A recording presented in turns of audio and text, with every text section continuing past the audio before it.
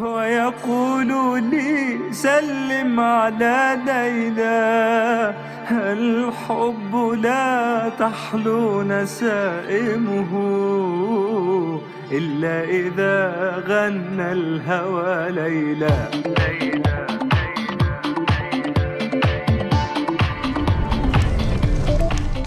Technological change can have a profound effect on traditional human societies. Take, for example, the birth of metal technology and our ability to transform matter. From Holy Land to Holy Land traces the origin of metal production during the prehistoric Copper Age in Israel and Jordan over 6,000 years ago, the Holy Land of Judaism, Christianity, Islam, to the role of metal production over 1,000 years ago during the historic Chola Empire in India, in the heartland of Hinduism, Tamil Nadu, where the same traditional techniques of metal production are used to this day. To understand ancient technologies, archaeologists turn into ethnoarchaeologists to study the relationship between material culture and behavior in traditional societies. I've tried to use metalworking as a lens to study social evolution. That's archaeologist Tom Levy. The UC San Diego professor spends several months each year with a team of graduate and undergraduate students and local archaeologist Mohammed Najjar, excavating sites related to ancient mining and metallurgy from prehistoric to biblical times in Jordan's Feinan copper ore district. They recently uncovered the largest ancient copper factory, 3,000 years old, from the time of Kings David, Solomon, and other biblical figures. What we need to do is actually dig a little bit into this and pull out some of the carbon and then shoot it in. To understand the very beginnings of metallurgy, Levy began excavating sites in Israel's Negev desert in the late 1970s. Those sites dating to around 6,000 years ago during the Chalcolithic or Copper Stone Age. A major problem was to understand how spectacular metal masterpieces found at the site were actually made, where the metal came from, and other issues during this formative period. Some of the objects that we discovered were identical to those that were found in a very famous cave in the Judean desert called the Cave of the Treasure. And so they never found evidence of where these beautiful objects, crowns, scepters, mace heads, where they were actually manufactured from the Cave of the Treasure. But here in the Negev desert, about 80 miles away, we found actual workshops. Radiocarbon dating puts the age of those workshops at approximately 6,400 to 6,000 years old, dating to the Chalcolithic period. Yet some of the artifacts were so elaborate that Levy believes they could only have been made using what, at the time, was a revolutionary new method of metalworking, the lost wax method. The chiefs had very tight control of the metal production. They produced these amazing objects using what we call the lost wax method, to be distributed as gifts to other chiefs or elites up and down the Wadi and in other parts of the Holy Land, as it were. And so we're seeing the beginnings of social hierarchies and the beginnings of this technological revolution happening at the same time. Yet very little direct evidence survives of the lost wax process. More on that mystery in a moment. I became fascinated with this whole idea of how did they actually produce metal objects, the really intricate ones that, for example, were found in the Chalcolithic period of the southern Levant, i.e. Israel, Jordan, Palestine. The lost wax method is no longer in use in the Middle East, nor in China, nor Malaysia, nor Africa, where it flourished 1,000 years ago. The only area in Africa that I'm familiar with where you had a true Bronze Age and where the lost wax method was used was in Nigeria. And that's one of the few places in Africa where you have the tin necessary to make the bronze. And the oldest ironworking object, really quite beautiful objects, go back to a site called Igbo Ukwu that dates between the 9th and 11th century AD. And as far as I know, that in fact, indeed, the lost wax method was used for those, and later very fine bronzes done at Ife and in Benin, again in Nigeria. But the lost wax method is still practiced in India. Artisans in the eastern Indian states of Orissa, Bihar, and West Bengal use a version of the lost wax process to this day called dokra to make brass sculptures using zinc rather than tin.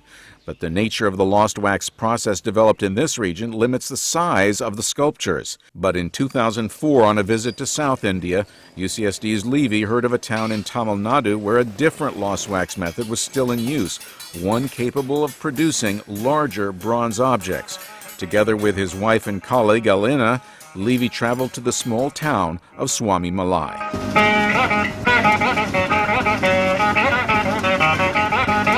I happen to think that in order to produce a large 40 centimeter long copper scepter or something like that, you would have to use the method that we're investigating in Swami Malai.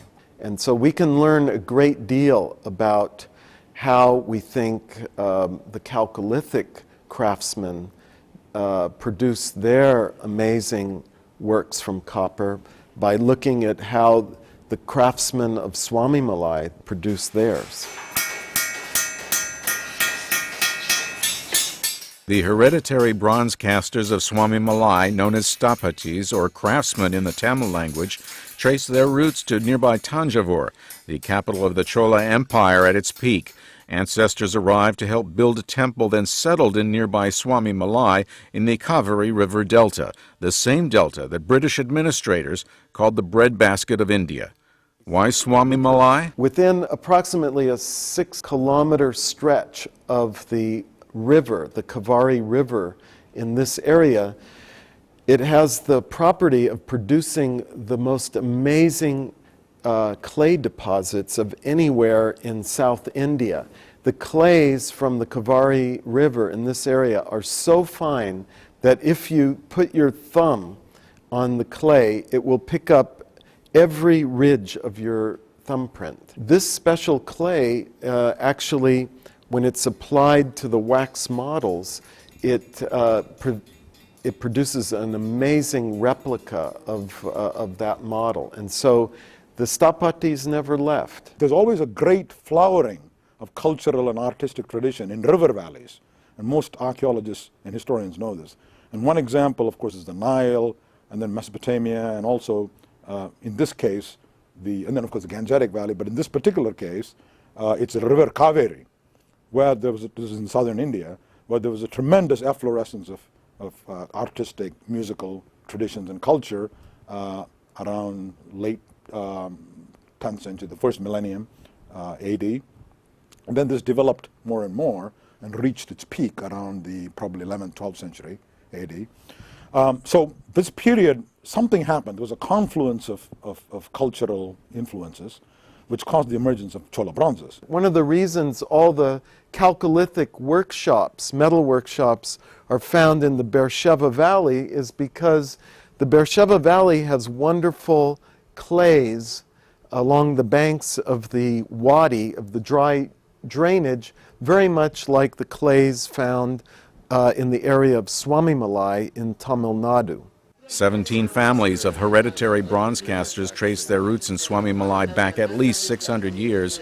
Tom Levy invited the three brothers who run S. Devasnapati Stapati Sons to co-author a research paper on the ethno-archaeology of South Indian bronze icon production and the lost wax method for metal casting in action.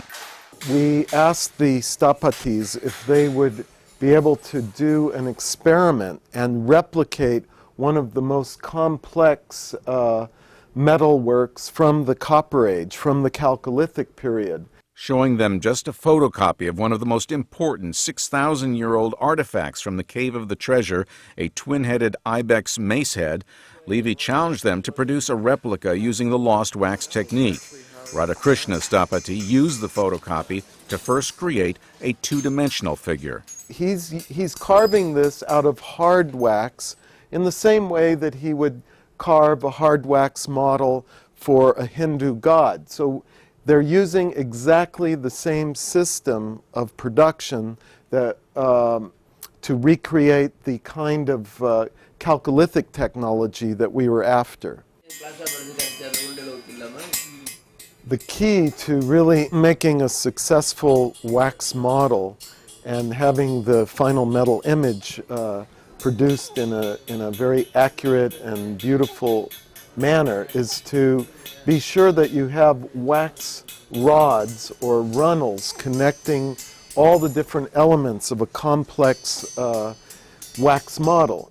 Now we have the two elements, we're joining them together, the twin-headed ibex on top of the mace head with the two blades, two beautiful blades that we see here. The Stapati uses a light coating of soft beeswax over the hard wax before adding intricate details to the wax model.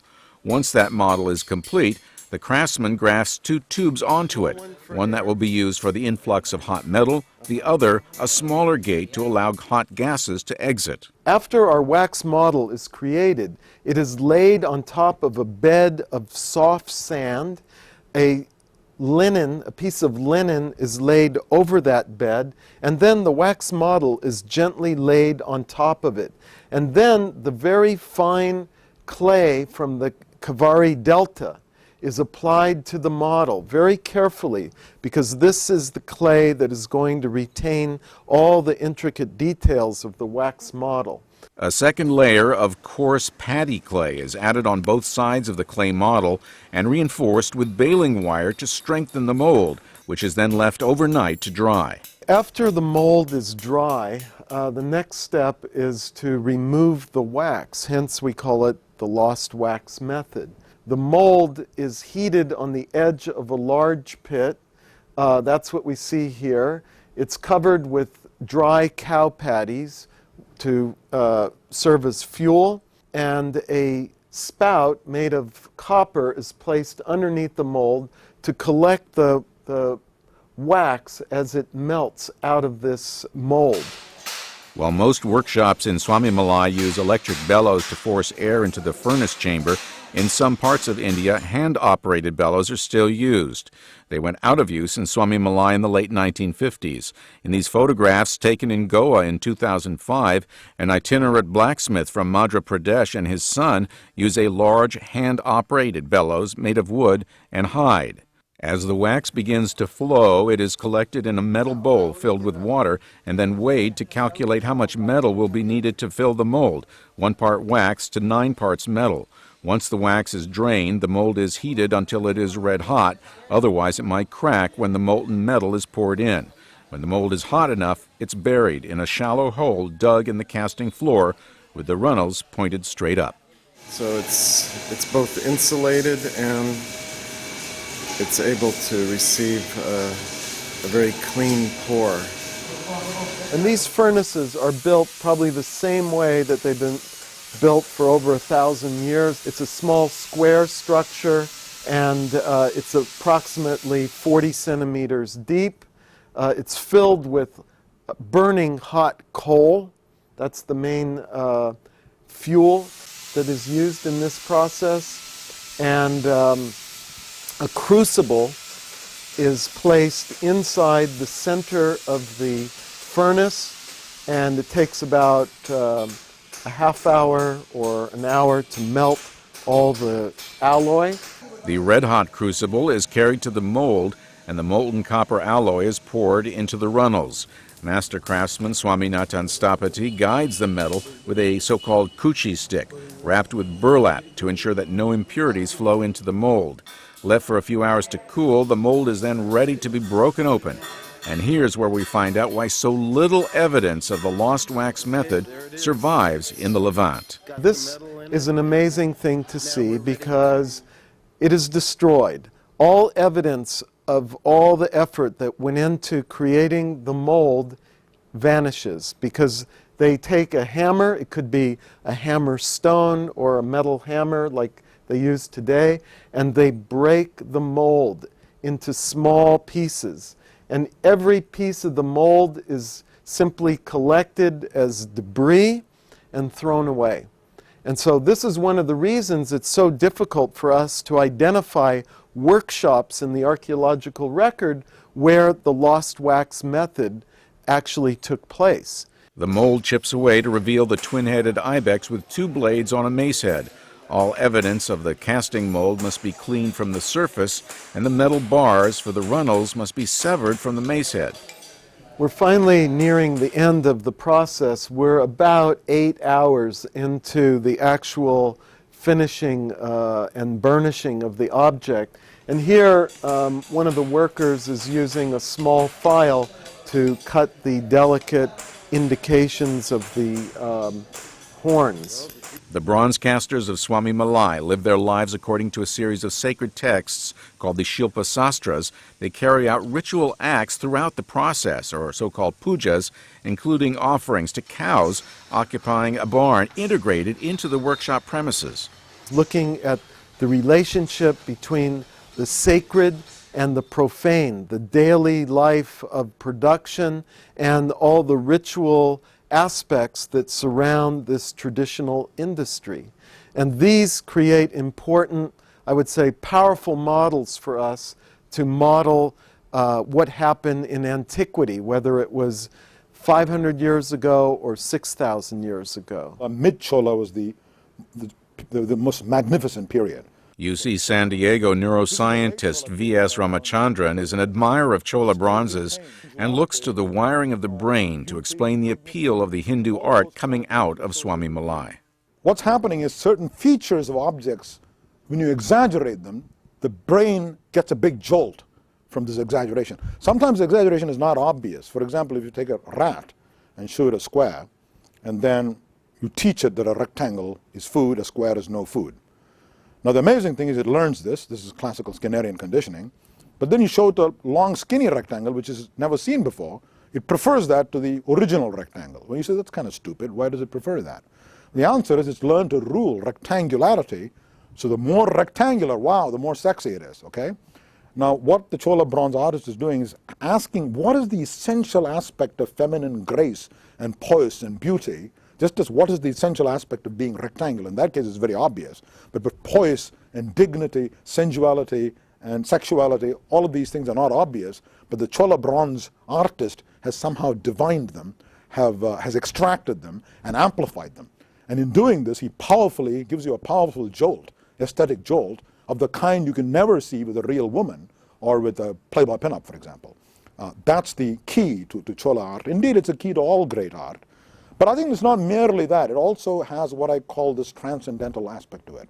The chap who invented the Nataraja icon, who even conceived of it, was a genius, equal in caliber to Leonardo da Vinci or Einstein or any of these people, for having conceived of this exquisite iconography. One parallel between ancient metal production found in Jordan at the biblical copper factory of Hirbat and Nahas dating to around 3,000 years ago and the traditional bronze industry of Swami Malai took UCSD archaeologist Tom Levy by surprise. One of the most exciting discoveries that we made in our ethnoarchaeological research was the notion of the importance of recycling in traditional metalworking. Tom and Alina's visit to the workshop coincided with the arrival of a mud washer.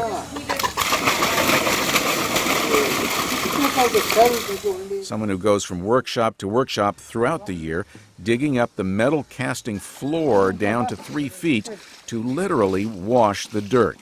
He digs a pit with a shallow basin attached to it lined with bricks. They clean all the sediment from the floor of the workshop. And the goal is to separate out all the small metal bits, the filings, the droplets of metal and so on, and separate it and clean it so that it can be remelted and used in other objects. And when we were there in 2005, this man actually retrieved over 300 kilos of metal during that 2-week period from the different casting areas and through the cleaning of crucibles. According to Levy, this attention to recycling may explain why his team found thousands of tons of black metallurgical slag on the site surface of Khirbat and Nahas today, ancient metallurgical slag more than 3,000 years old. The slag is visible from the site itself and even from satellite views from space using tools such as Google Earth. In order to extract remaining droplets or prills of metal still embedded in the slag after smelting operations, the Iron Age metal workers intensively crushed slag waste using groundstone tools such as mortars, pestles, grinding slabs, and anvils. Hundreds of these tools have been found in the excavations at the site by UC San Diego and Jordan's Department of Antiquities, and many of these slag processing tools were found clustered near slag mounds. In Swamimalai, thousands of years later, the UCSD researchers observed that slag crushing is still an integral part of contemporary bronze casting workshops in South India, like this worker pulverizing slag retrieved from the workshop crucibles. What did it mean? Well, in Swamimalai, in the workshop where we were, the mud washer and some other workers from the workshop, they crushed all the slag deposits around the workshop, and specifically to extract all those little metal bits that we call prills, metal prills, so that they could be remelted and cast into new objects. On the other end of the recycling process, the mud washer casts huge ingots of metal in simple open-air molds dug in the casting floor. The process is also used routinely by workers in the bronze casting workshop to recycle larger quantities of excess metal after the pouring process, creating ingots that can then be used on the next bronze works using simple technology that was available thousands of years ago in the Middle East as well. Those are some of the things that powerful explanatory models that we were able to get from our ethno-archaeological research in Swamimalai and apply them to different periods in the Middle East, what we would call a deep time study of the role of technology on social evolution. The great thing about places like Swamimalai is that tradition has continued for probably 1,500 years. An art historian could give you a more accurate figure, but probably 1,500 years, that tradition of Pallava and Chola bronzes. And you go there now, you see the same descendants of the same Stapthis and Shilpis who are making these bronze sculptures, exquisite pieces of sculpture, because they've learned the art and passed it on generation to generation. Indeed, in 2005, there were 175 registered craftsmen in Swamimalai, only 35% hereditary. However, unlike many traditional crafts around the world that are in danger of disappearing, the lost wax method is flourishing in South India. Our research shows that in the early 60s, it was in decline. But with the growth of the Indian diaspora around the world, there's a new demand for these bronze icons, for their temples, for their home worship, and so on. So the number of stapatis, the hereditary bronze casters practicing their craft today is double what it was in the 1960s. This is good news. Unfortunately, says Levy, the same is not true elsewhere, and with ancient crafts dying out worldwide, he is working with the California Institute for Telecommunications and Information Technology, CalIT2, at UC San Diego on a plan to document, archive, and put online information and videos about traditional technologies while they're still around. Every day we lose some element of our cultural heritage, sometimes because of natural forces and sometimes because of malicious man-made damage. Here in CalIT2, we have significant investments and capabilities in storage, in processing, and in visualization. All of these technologies can be put together to preserve these works of art for posterity. Archaeologist Phil DeBarros couldn't agree more. He is documenting ironworking techniques in West Africa. This can give you insights how to better interpret the archaeological record. That's the real value of ethnoarchaeological studies. But of course, you can't do them if the people are no longer practicing those techniques. So it's not a permanent source of information that's going to be around in 50 years. Every year is a ticking clock where the information disappears. The bronze casters of Swamimalai, they have their roots in the Chola Empire, and maybe even earlier. So we're comparing an historic empire-level society to a chiefdom-level society. But the technologies of traditional bronze casting certainly developed much earlier in India. And so the roots of that process, the lost wax process, certainly go back much earlier than its constellation that we're able to see today. So it does provide, from a technological point of view, a very important analogy or model for looking at the archaeological record. Ultimately, says Levy, the bronze casters of Swamimalai and the ancient ruins of the Levant that were deeply connected to metal production have much to tell us about how today's society is being affected by profound technological change. Those parallels are echoed at key points in a new exhibit, Journey to the Copper Age, running from June 2007 to February 2008 at the San Diego Museum of Man. Highlights of the show are the artifacts from excavations in Israel and Jordan by Professor Levy, who curated the exhibition. This exhibit and our academic research in India and the Middle East shows us the powerful role of technological change in shaping societies. And I go back to the comparison with the IT revolution and its impact on us over the last 25 or 30 years. It's that sort of profound reorganization of our society that went on with the metallurgical revolution.